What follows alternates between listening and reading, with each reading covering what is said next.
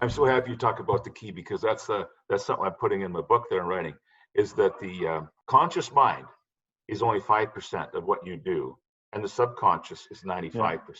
Yes. So the real work comes from the subconscious mind. That does all the big stuff for you. But here's the neat thing. You know, we talk about doors, but your conscious mind is the key. It's the key that'll open all those doors. Yes. The door is bigger and everything else is bigger, but it's the key. So when your mind, you can consciously say, I'm going to look, you will find.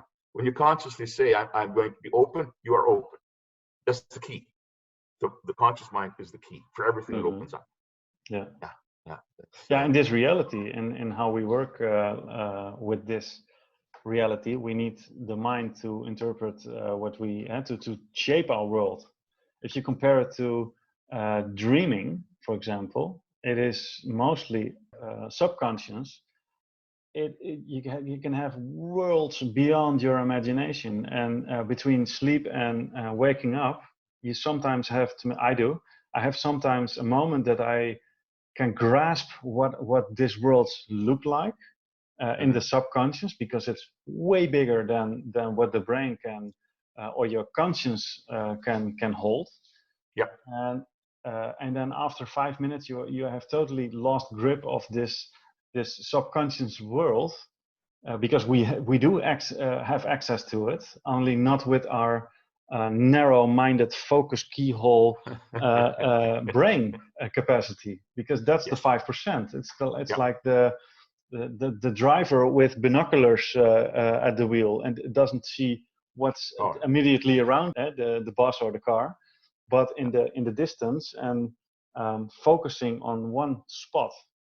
That's how I perceive my conscience and my subconscious. If you talk about the 5 and the 95%, it's in our being, we are so much more capable of registering the what is out there.